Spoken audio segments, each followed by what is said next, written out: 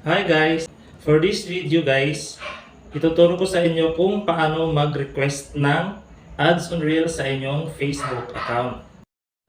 Para po sa inyong kaalaman guys, ang ads on Reels sa Facebook account ay for invitations only.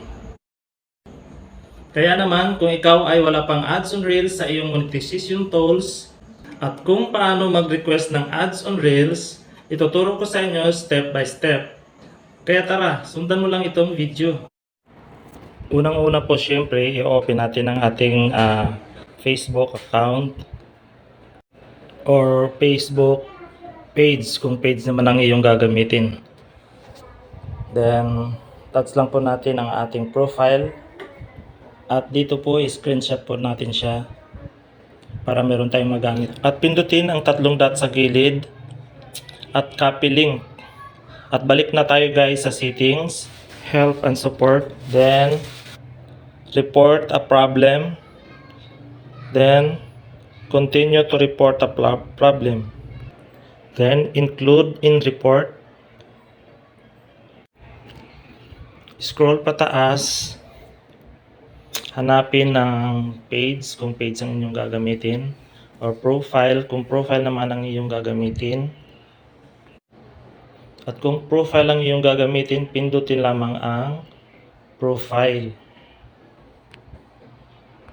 At dito guys, may nakalagay na describe the issue. At magsusulat ka guys sa yung hinaing dito kay Meta. Ang sinulat ko dito guys ay Dear Meta, I hope you will give me a chance to have these features in my Facebook account, ads on Reels. Pwede niyong gayahin itong sinusulat ko dito guys, pero pwede naman din kayong gumawa sarili niyong sulat. Pero pwede rin naman ding kung gusto niyong gayahin na lang itong aking sulat, ika-copy paste niyo na lang po yan para hindi na kayo mahirapan pang mag-isip ng inyong isusulat. Ang bagal kong mag-type.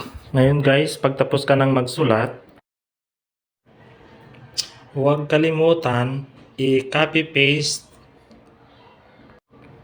yung link na kinapi natin kanina.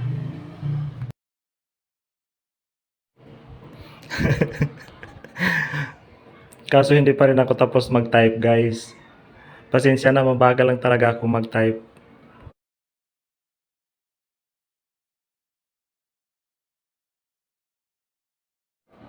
At yun, natapos din ang pagta-type ko. At dito natin i-copy paste yung link kanina. Ayan yan guys. At sa baba ng link, huwag kalimutang mag-thank you. At ngayon guys, dito sa attachment, i-upload natin yung mga in-screenshot natin kanina.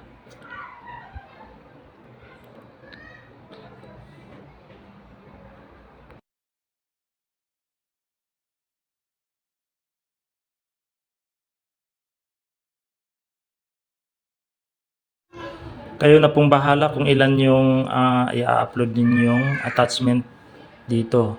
Mas maganda din po kung yung dashboard ninyo, yun ang i-screenshot ninyo. Basta yung birdie po ang iyong dashboard, mas mainam po yun. At pagtapos na po kayo mag-upload, iset po at pindutin lamang yung arrow sa taas.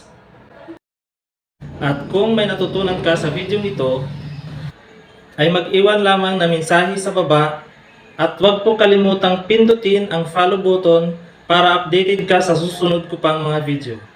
Maraming salamat po sa iyong panonood.